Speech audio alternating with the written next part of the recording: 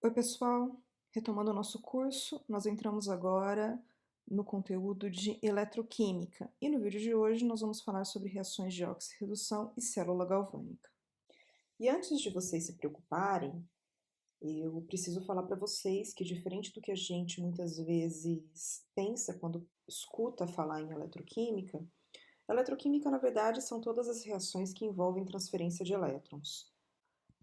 O uso dessas reações para gerar energia ou o uso de energia para forçar que reações aconteçam é o que a gente acaba chamando de eletroquímica ou de estudo de eletroquímica.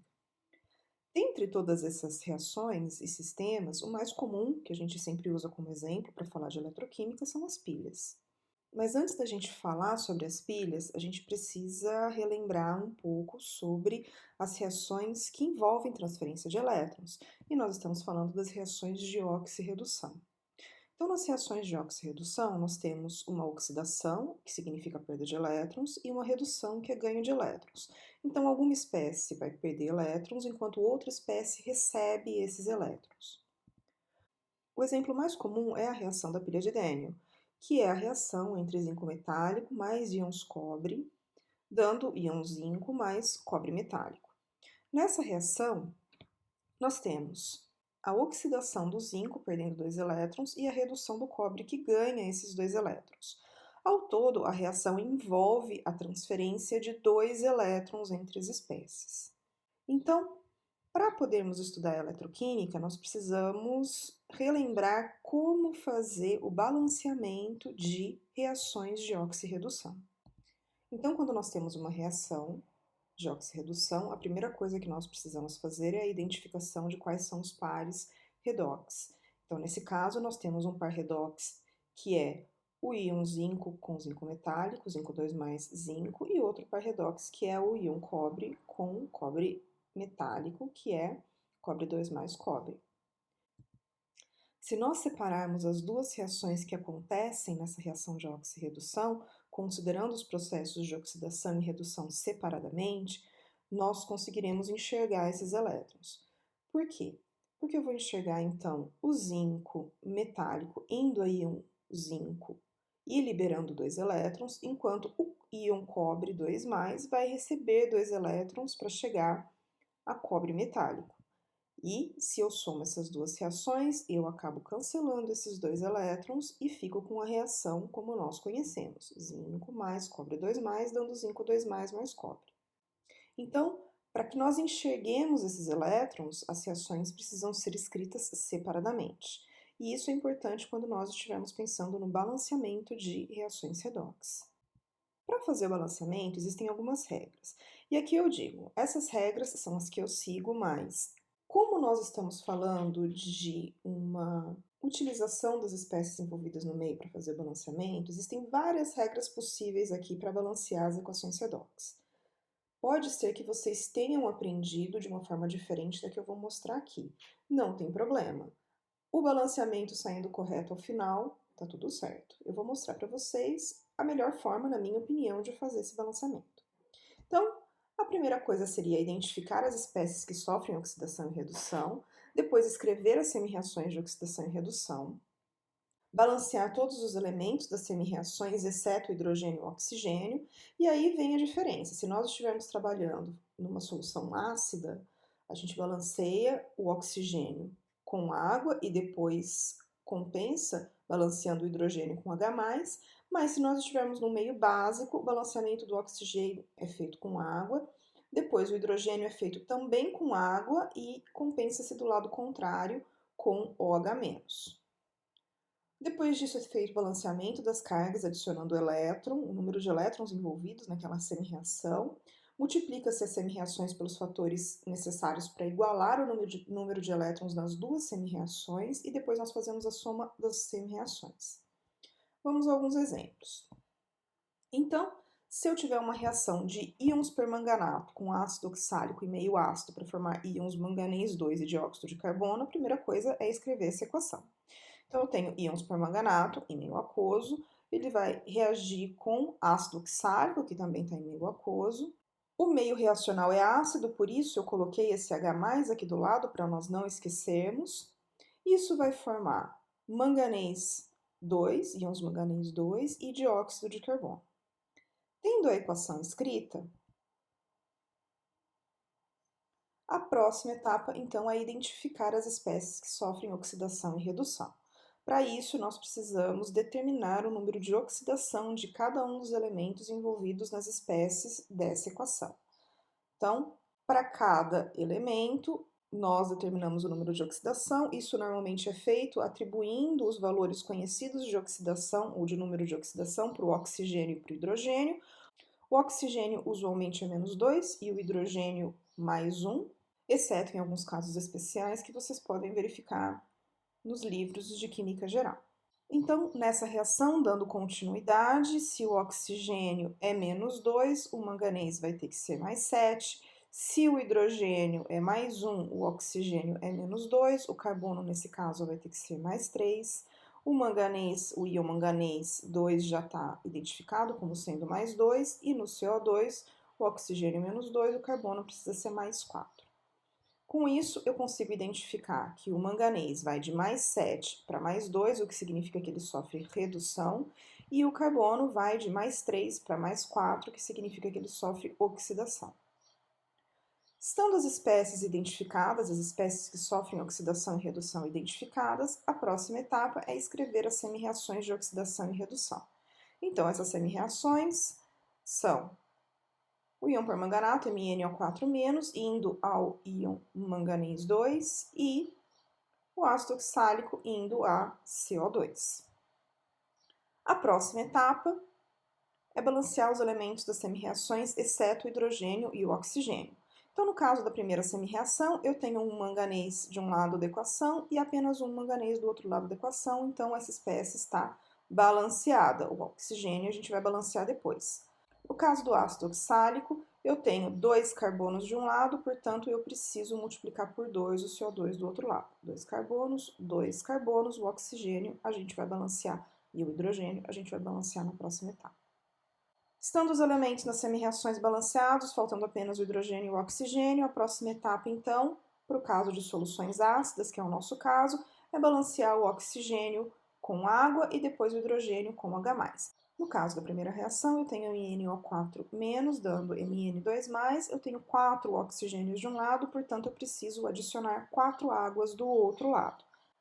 Sobraram, então, 8 hidrogênios e eu compenso, então, esse balanceamento colocando 8 prótons, 8H+, do outro lado da equação. Então, eu tenho 8H+ aqui, 4 vezes 2, 8 hidrogênios. Um manganês, 4 oxigênios e 4 oxigênios. No caso da segunda semi-reação, eu tenho 4 oxigênios de um lado e 2 vezes 2, 4 oxigênios do outro. Eu tenho 2 hidrogênios aqui, só falta fazer balanceamento adicionando, portanto, 2 prótons do outro lado. E todas as espécies estão balanceadas.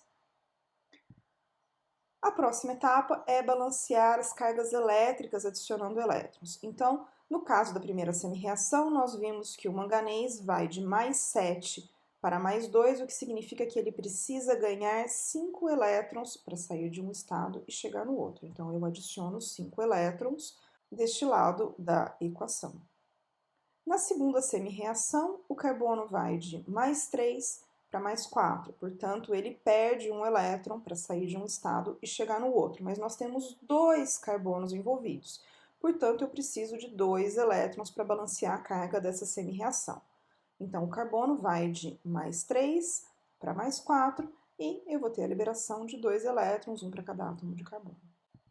Numerando essas equações 1 e 2, a próxima etapa é multiplicar as semi-reações pelos fatores que igualem o número de elétrons das duas. Então, na primeira semi-reação eu tenho 5 elétrons envolvidos, na segunda semi-reação eu tenho 2 elétrons envolvidos, e para eu conseguir igualar o número de elétrons nas duas semi-reações, eu vou multiplicar a primeira semi-reação por 2, ficando, portanto, com 10 elétrons, mais 16H+, mais 2 MnO4-, dando 2 Mn2+, mais 8 H2O. E vou multiplicar a segunda semi-reação por 5, ficando com 5 moléculas de ácido oxálico, dando 10 moléculas de CO2, mais 10H+, mais 10 elétrons. E assim eu tenho o mesmo número de elétrons nas duas semi-reações. A próxima etapa, então, vai ser somar essas duas semi-reações. Para isso, então, eu vou cancelar as espécies que aparecem dos dois lados. Eu tenho 10 elétrons entrando, 10 elétrons saindo. Eu tenho 10H+ saindo e 16 entrando, portanto, sobram 6. E somando essas duas semi-reações, eu vou ter que 2MnO4- mais 5H2C2O4 mais 6H+, vão dar 2Mn2+, mais 10CO2 mais 8H2O. E, reescrevendo isso, colocando o estado de cada uma das espécies, a minha equação balanceada fica 2MnO4 menos aquoso, mais 5H2C2O4 aquoso, mais 6H+ aquoso, dando 2Mn2+ aquoso, mais 10CO2 gasoso, mais 8H2O líquido. E essa reação está balanceada. Partindo para um outro exemplo, nós faremos o balanceamento de íons brometo com íons permanganato e meio alcalino para formar óxido de manganês 4 sólido e íons bromato. Então, a primeira coisa vai ser escrever a reação. Eu tenho íons brometo aquoso reagindo com íons permanganato aquoso em meio alcalino. Vou deixar o OH- aqui para nós não esquecermos que nós estamos falando de meio alcalino, para formar então o óxido de manganês 4 sólido e íons bromato. Tendo a reação, a próxima etapa será identificar as espécies que sofrem oxidação e redução. Então, como feito anteriormente, nós vamos identificar o número de oxidação de cada uma das espécies envolvidas. Então, o Br- já é -1, como indicado no ânion. MnO4- a gente já viu que o manganês é +7, o oxigênio é -2. No óxido de manganês, então, sendo o oxigênio -2, o manganês precisa ser +4, e no BrO3-, sendo o oxigênio -2, o bromo vai ter que ser +5. E aqui eu identifico que o manganês vai de +7 para +4, portanto sofre redução, e o bromo vai de -1 para +5 e, portanto, sofre oxidação. Estando as espécies identificadas, as espécies que sofrem oxidação e redução, a próxima etapa será escrever as semi-reações de oxidação e redução. Então, eu tenho MnO4- indo a MnO2 e tenho Br- indo a BrO3-. Balanceando os elementos envolvidos nas semi-reações, menos hidrogênio e oxigênio, eu tenho um manganês, um Br, eu não preciso fazer nenhum balanceamento nessa etapa. Partimos para a próxima etapa, que em soluções básicas diz que nós temos que balancear o oxigênio com água, depois o hidrogênio com água e, do lado oposto, OH-. Isso porque a água é formada por H+, mais OH-. Então, eu adiciono os H+ de um lado, que serão as espécies utilizadas para o balanceamento do hidrogênio, e o OH- acaba sobrando do lado contrário. Então, vamos fazer isso com calma. Na primeira equação, então, eu tenho MnO4-, dando MnO2, eu tenho 2 oxigênios a mais do lado dos reagentes, portanto, eu preciso balancear adicionando água do outro lado. Então, eu tenho 2 oxigênios a mais, eu somo 2 águas do lado dos produtos. Fazendo isso, eu adicionei 4 hidrogênios ao sistema e eu vou fazer o balanceamento desses hidrogênios adicionando 4 águas de um lado e 4 OH- do outro. No caso da segunda semi-reação, eu tenho 3 oxigênios do lado dos produtos e eu preciso balancear isso no lado dos reagentes, portanto, eu adiciono 3 águas do lado dos reagentes. Fazendo isso, eu adicionei 6 átomos de hidrogênio e, portanto, eu preciso fazer o balanceamento disso, adicionando água do lado dos produtos e já compensando com o OH- do lado dos reagentes. Então, se eu tenho 6 hidrogênios, eu adiciono 6 águas e, do lado contrário, retiro 6 OH-. Estando as espécies oxigênio e hidrogênio balanceadas, a próxima etapa, então, é fazer o balanceamento das cargas elétricas, adicionando elétrons. Então, o manganês, nós vimos que ele saiu de +7, foi para +4, portanto, ele precisa ganhar 3 elétrons para sofrer essa redução, então eu adiciono 3 elétrons nos meus reagentes nessa semi-reação. Já na reação de oxidação, o bromo sai de -1 e vai para +5, portanto, ele perde 6 elétrons e eu coloco esses 6 elétrons que ele perdeu aqui junto com os produtos da reação. Eu vou fazer o cancelamento das espécies que aparecem tanto nos reagentes como produtos. Então, na primeira semi-reação, eu tenho 2 águas nos produtos e 4 águas nos reagentes. Então, eu cancelo essas 2 águas e sobram 2 águas nos reagentes.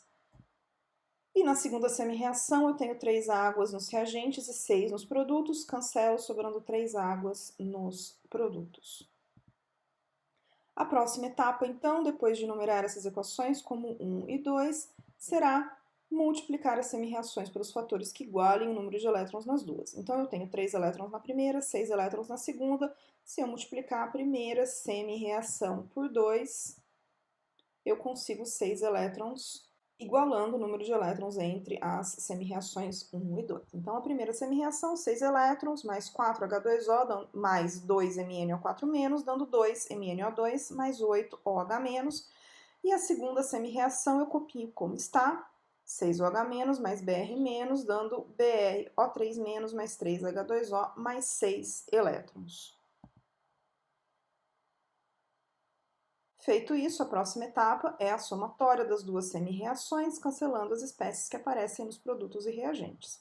Então, eu tenho 6 elétrons nos dois lados, eu posso cancelá-los. Eu tenho 6 OH- de um lado, do lado dos reagentes, e tenho 8 OH- do lado dos produtos, cancelo, sobra só 2 OH-, e eu tenho 3 águas nos produtos e 4 nos reagentes, sobra uma água nos reagentes. Somando as duas semi-reações, eu vou ter que água mais 2MnO4- mais Br-, vai dar 2MnO2 mais BrO3- mais 2OH-. Adicionando o estado de cada uma das espécies, então água líquida mais 2MnO4- aquoso mais Br- aquoso vai dar 2MnO2 sólido mais BrO3- aquoso mais 2OH- aquoso. E eu faço isso porque facilita, na hora de nós fazermos o balanceamento, não escrever o estado das espécies, portanto eu deixo para escrever no final, mas nós não podemos esquecer que a equação balanceada inclui o estado de cada uma das espécies.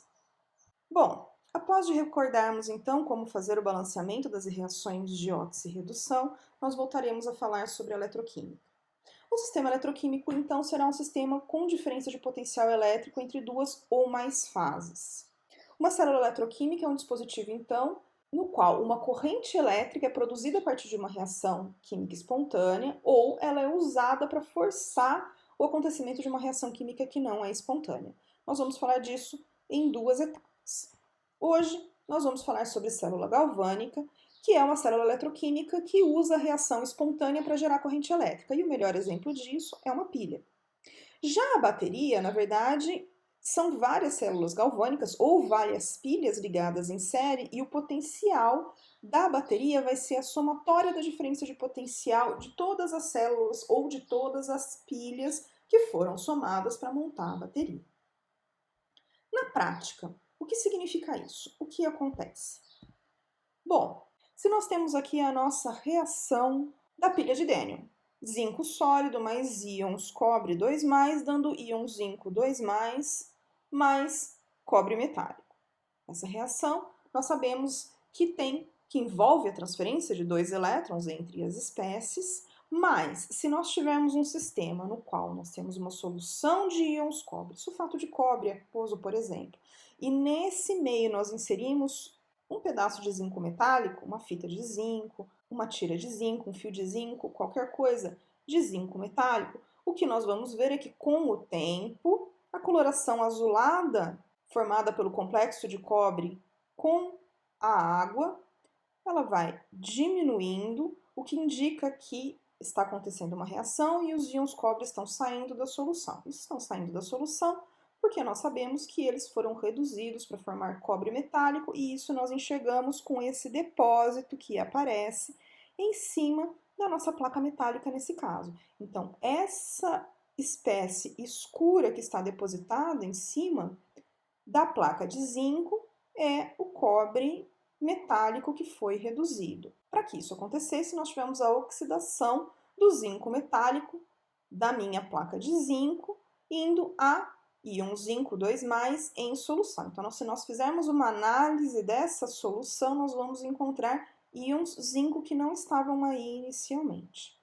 Qual o problema disso? O problema é que essa transferência eletrônica, nesse caso, está acontecendo diretamente entre o zinco e o cobre. Então, quando um íon cobre 2+, encontra o zinco metálico dessa tira de zinco que nós colocamos nesse meio reacional, o elétron vai ser transferido do zinco metálico para o íon cobre, reduzindo o cobre e oxidando o zinco. Esse elétron nós não conseguimos enxergar, ele não passa por lugar nenhum, é uma transferência eletrônica, essa reação libera energia na forma de calor, mas eu não tenho nenhum trabalho elétrico, porque esses elétrons não foram vistos, eles foram transferidos diretamente.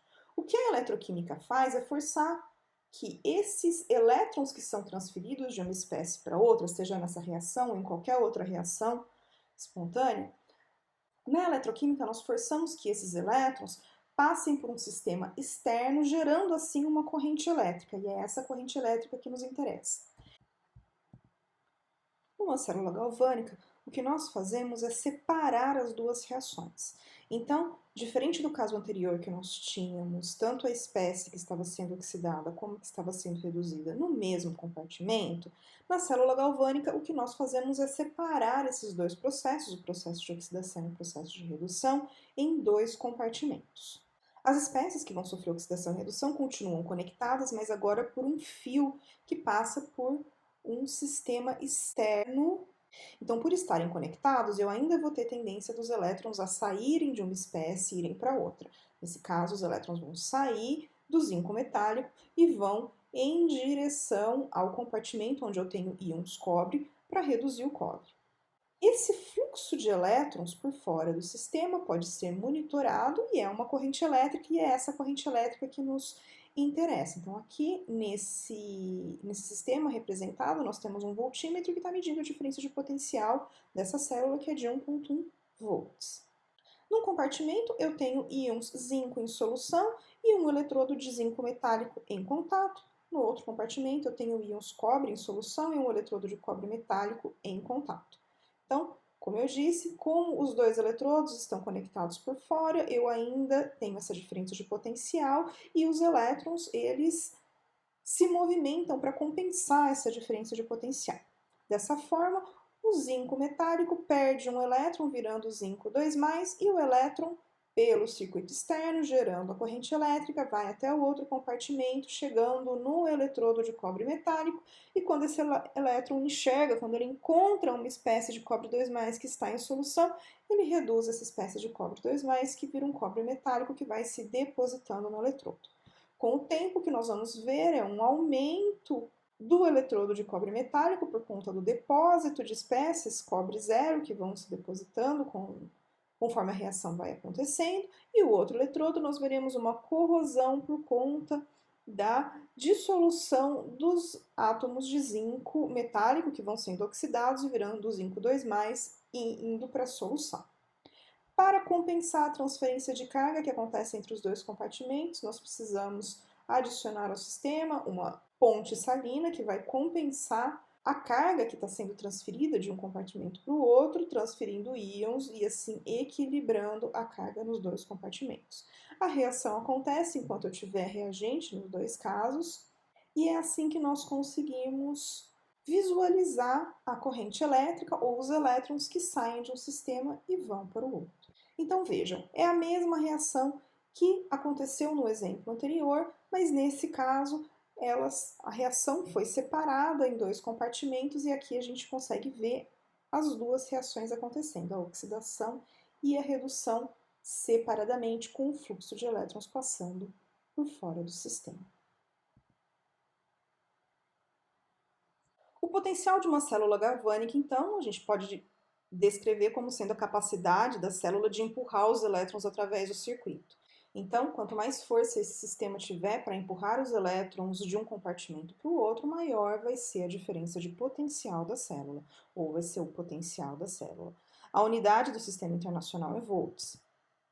O volt, ele é definido como joule por coulomb, ou seja, a quantidade de energia gerada por unidade de carga. Então, volt vezes coulomb potencial vezes carga é joule e volt é joule por coulomb. O coulomb, lembrando, é ampere vezes segundo, que é a unidade de carga. O trabalho máximo do elétron vai ser a carga do elétron vezes a diferença de potencial elétrico. Então, esse trabalho elétrico máximo vai ser a carga do elétron, que nós chamamos de E, vezes a diferença de potencial. Mas qual a relação, já que nós falamos de trabalho, qual a relação entre o trabalho elétrico e a variação da energia de Gibbs do sistema? Lembrando um pouquinho de termodinâmica, a gente lembra que ΔG é igual a ΔH menos T ΔS, ou DG igual a DH menos T ds. Essa vai ser a nossa equação 1. Nós lembramos também da termodinâmica que a definição de entalpia é energia interna mais PV. E derivando isso daqui, eu tenho que DH vai ser DU mais PDV mais VDP. Se a pressão do sistema for constante, o que acontece sempre que nós temos um sistema aberto, a variação de entalpia, então DH vai ser DU mais PDV, e essa é a equação 2 que nós podemos substituir na equação 1. E eu fico com DG igual a DU mais PDV menos T ds, e essa é a equação 3. A gente lembra da termodinâmica também que a variação da energia interna, dU, vai ser dQ menos dW, ou a variação de calor do sistema menos a variação de trabalho. Substituindo essa equação, então, a nossa equação 3, nós temos que dG vai ser dQ menos dW mais PDV menos TdS. E aqui só uma observação, que é o sinal do trabalho, isso varia de livro para livro, eu particularmente prefiro essa notação, que alguns dizem ser mais antiga, mas lá na frente eu mostro para vocês o que difere se aqui nós usarmos o mais. Tendo a equação 5, nós lembramos também da termodinâmica que a variação de entropia vai ser a variação de calor num sistema reversível, num processo reversível dividido pela temperatura. Então, dQ reversível vai ser TdS, substituindo lá na nossa equação 5, nós temos que a variação da energia de Gibbs de um sistema reversível vai ser igual a TdS menos dW mais PDV menos TdS. E essa é a equação 7. Eu posso cancelar TdS com menos TdS e voltamos à termodinâmica, que a gente lembra que o trabalho realizado por um sistema vai ser o trabalho de expansão mais o trabalho de não expansão. O trabalho de expansão, a gente definiu lá na termodinâmica, que é a pressão vezes a variação de volume, que é aquele trabalho de quando nós temos uma massa sendo levantada, quando nós temos um recipiente se expandindo pelo aumento ou pela variação de volume do sistema. Então, esse é o trabalho de expansão. O trabalho de não expansão, um dos tipos de trabalho de não expansão é exatamente o trabalho elétrico. Então, aqui nós vamos considerar o trabalho de não expansão como sendo o trabalho elétrico. O trabalho de não expansão, muitas vezes, quando se faz o tratamento termodinâmico, lá no começo do estudo de termodinâmica, ele acaba sendo considerado como zero e não entra nas reduções. Mas ele precisa ser considerado no nosso caso, exatamente porque nós estamos falando de trabalho elétrico. Então, com isso, nós temos que dW vai ser PDV mais a variação do trabalho elétrico. Substituindo isso na nossa equação, eu tenho que a variação da energia de Gibbs num processo reversível, então vai ser menos PDV menos a variação do trabalho elétrico mais PDV. Cortando menos PDV com PDV, eu tenho que a variação da energia de Gibbs num processo reversível vai ser menos a variação do trabalho, então ΔG reversível vai ser menos o trabalho elétrico. Quem preferiu trabalhar com um sinal positivo na equação 4, chegou aqui que a variação da energia de Gibbs num processo reversível vai ser igual ao trabalho elétrico, então, portanto, o sinal positivo. A gente viu que o trabalho elétrico máximo vai ser a carga do elétron vezes a diferença de potencial. A carga do elétron é 1,60218 vezes 10 a menos 19 coulombs. Só que essa é a carga de um único elétron. E nós dificilmente vamos conseguir trabalhar com um único elétron. O que nós trabalhamos é com mols de elétrons. Portanto, um outro valor que é bastante interessante de nós termos em mente é a multiplicação desse valor pelo número de Avogadro, que vai dar a carga de um mol de elétrons. Então, o número de Avogadro vezes a carga do elétron vai dar 96.485 coulombs por mol. E essa é a constante de Faraday. Então, a constante de Faraday nada mais é do que a carga de um mol de elétrons.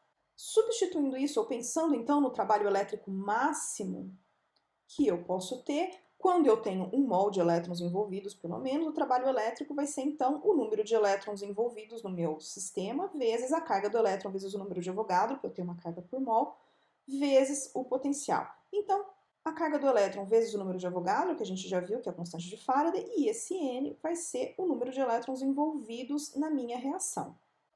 Igualando as duas equações, eu vou ter que o ΔG vai ser igual a menos o número de elétrons envolvidos na reação, vezes a constante de Faraday, vezes o potencial elétrico do sistema. Para quem chegou que o ΔG é igual ao trabalho elétrico com sinal positivo, a carga do elétron que precisa ser usada aqui é negativa. A partir dessa equação, nós podemos concluir então que quando nós tivermos um ΔG menor que zero, o potencial elétrico do meu sistema vai ser positivo. Isso indica que eu tenho favorecimento da produção ou da formação de produtos. É uma reação espontânea para a formação de produtos. Se ΔG for maior que zero, o potencial elétrico vai ser negativo e a reação será espontânea para a formação de reagentes. E uma observação importante que nós precisamos fazer aqui é que, na prática, o ΔG vai ser maior do que o trabalho elétrico. Por quê? Porque aqui, essa equação, ela diz respeito ao trabalho elétrico máximo possível de ser obtido. Portanto, na prática, o trabalho elétrico que a gente vai conseguir vai ser sempre um pouquinho menor. Por isso que o ΔG vai ser maior do que menos o trabalho elétrico, ou o ΔG vai ser maior do que menos o número de elétrons envolvidos no sistema, vezes a constante de Faraday, vezes o potencial elétrico do sistema. Com isso tudo em mente, então, eu tenho que a variação de energia livre padrão da reação vai ser igual ao menos o número de elétrons, vezes a constante de Faraday, vezes o potencial padrão da reação. Esse potencial padrão da reação é muitas vezes chamado de força eletromotriz, mas potencial padrão é uma expressão mais usual ou mais elegante para falar sobre esse valor.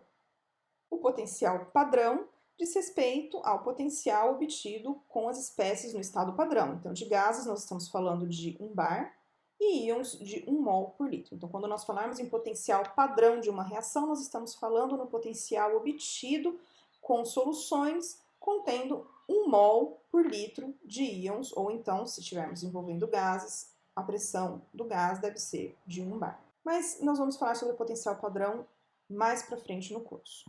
Fica a pergunta, então, vamos ver como a gente pode usar essa informação. Então, se eu tenho a informação de que o potencial padrão de uma célula para determinadas condições de íons cobre e zinco é 1,10 volts, qual seria a variação de energia livre da reação nessas condições? Então, lendo esse enunciado, a gente vê que o potencial padrão de uma célula para determinadas concentrações de íons cobre e zinco, portanto, a reação que acontece no meu sistema é zinco mais cobre 2+, dando zinco 2+, mais cobre. O potencial padrão é 1,10 volts. Qual a variação da energia livre nessas condições? Então, eu lembro da equação, a variação da energia livre da reação padrão vai ser menos N vezes a constante de Faraday vezes o potencial padrão. Eu preciso descobrir N, portanto, eu preciso separar as semi-reações. Zinco vai dar zinco 2+, mais 2 elétrons, cobre 2+, mais 2 elétrons vai dar cobre. Somando essas duas reações, eu tenho a minha reação geral do sistema e vejo que são 2 elétrons envolvidos, então eu consigo substituir os valores nessa equação. Fazendo as substituições, eu vou ter que o ΔG padrão da reação vai ser menos 2 vezes 96.485 coulombs por mol vezes 1,10 volts. A gente lembra que coulomb vezes volt é joule, portanto, o ΔG padrão da reação vai ser menos 2,12 vezes 10 ao quadrado quilojoule por mol. Mas existe alguma relação entre o ΔG e o potencial padrão com a estequiometria da reação? Partindo desse nosso mesmo exemplo, se nós multiplicarmos essa reação por 2, o que acontece com as semi-reações? Nós teremos a multiplicação das duas semi-reações, então em vez de ter zinco dando zinco 2+, mais 2 elétrons, eu vou ter 2 zinco metálico, dando 2 zinco 2+, mais 4 elétrons, e a mesma coisa acontece para a segunda semi-reação. 2 cobre 2+, mais 4 elétrons, dando 2 cobre. Somando isso, eu tenho 2 zinco mais 2 cobre 2+, dando 2 zinco 2+, mais 2 cobres, e o número de elétrons envolvidos nessa reação deixou de ser 2 e passou a ser 4 elétrons. O que significa isso? Lembrando da equação que descreve o valor da variação da energia de Gibbs padrão da reação, então a gente vê que ela é igual a menos o número de elétrons envolvidos vezes a constante de Faraday vezes o potencial padrão. Se eu multipliquei a reação por 2, eu mudei o número de elétrons envolvidos, portanto eu vou ter uma mudança no valor do ΔG padrão dessa reação. E, portanto, a variação da energia de Gibbs padrão do sistema depende dos coeficientes estequiométricos. Já o potencial padrão não depende dos coeficientes estequiométricos. O potencial padrão ele é um valor tabelado, um valor definido para a reação em determinadas condições. Então, mesmo que a reação seja multiplicada por algum fator, que nós mudemos os coeficientes estequiométricos, eu não vou ter variação do potencial padrão da reação. Assim, se nós formos calcular a variação da energia de Gibbs padrão da reação envolvendo 2 elétrons, eu vou ter que o valor vai ser menos 212 kJ por mol, que foi exatamente o valor que nós calculamos no nosso exemplo, e o potencial padrão dessa reação é 1,10 volts. Se nós multiplicarmos a reação por 2, agora tem então 4 elétrons envolvidos, a variação de energia padrão de Gibbs da reação vai ser multiplicada por 2 também, então vai ser menos 424 kJ por mol, mas o potencial padrão se mantém o mesmo em 1,10 volts. Nós vamos voltar a falar de potencial padrão nas próximas aulas. E o que eu tinha para falar para vocês hoje era isso. No próximo vídeo nós vamos falar sobre potencial padrão. Até o próximo!